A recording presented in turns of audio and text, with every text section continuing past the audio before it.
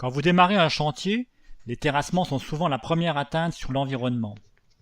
Cet impact peut être important et irréversible sur l'eau, la faune sauvage ou les riverains. C'est pourquoi les maîtres d'ouvrage publics demandent un plan de respect de l'environnement. Ce dernier doit être inclus à la réponse à l'appel d'offres fait par l'entreprise. Dans son dossier de réponse à l'appel d'offres, l'entreprise doit rédiger un schéma organisationnel d'un plan assurance environnement, un peu comme pour la qualité. Ce document indique dans les grandes lignes les dispositions que l'entreprise va établir pour la préservation de l'environnement. Une fois le marché obtenu, elle va détailler ses procédures dans ce qu'on appelle un plan de respect de l'environnement.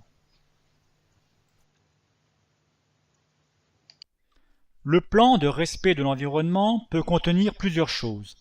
En premier, une analyse du site et des principales contraintes, à savoir la gestion des déchets, la réutilisation des matériaux, les pollutions induites par les travaux à réaliser.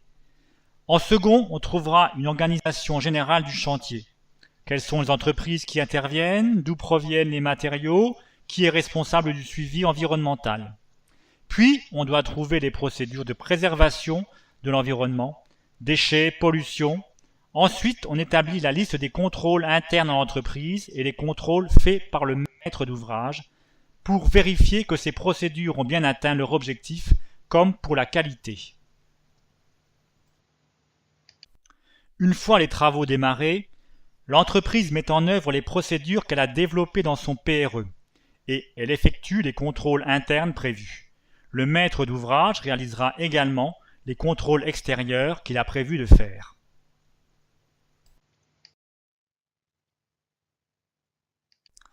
Quelques exemples de préservation de l'environnement. Ici, un bassin de récupération des eaux polluées. On voit sur la diapo le dispositif mis en place par l'entreprise pour récupérer les eaux de pompage souillées. Ils ont utilisé une géomembrane pour étanchéifier le bassin de recueil des eaux. Ici, on voit un plan alerte pollution qui doit être affiché sur le chantier. Ce plan indique les procédures à suivre en cas de pollution accidentelle du sol ou de l'eau. Ainsi, on y trouvera les numéros de téléphone des personnes à prévenir en interne ou en externe, comme les pompiers par exemple. Un kit de dépollution doit être présent sur le chantier pour absorber les fuites de gasoil, huile de vidange ou huile hydraulique.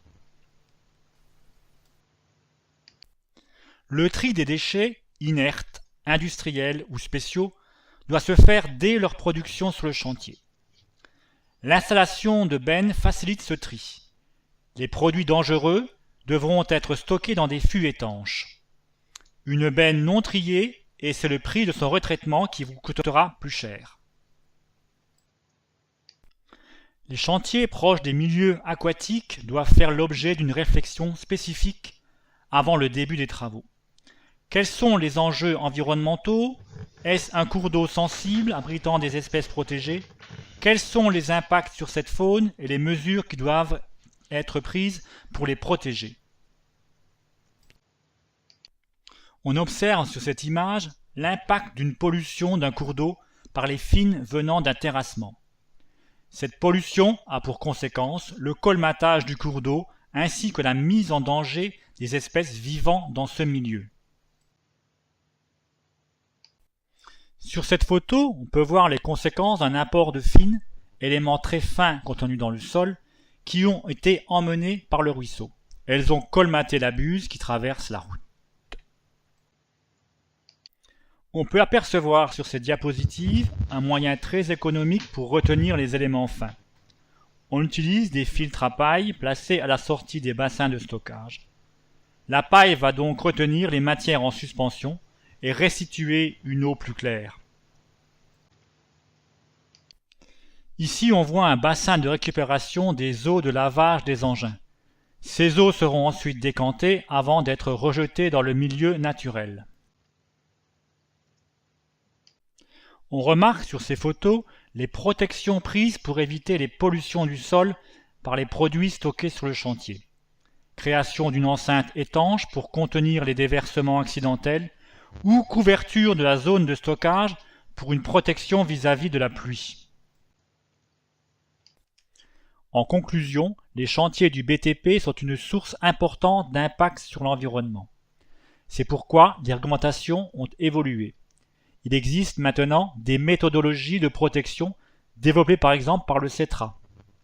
Tous les marchés publics contiennent maintenant une prise en compte de protection de l'environnement.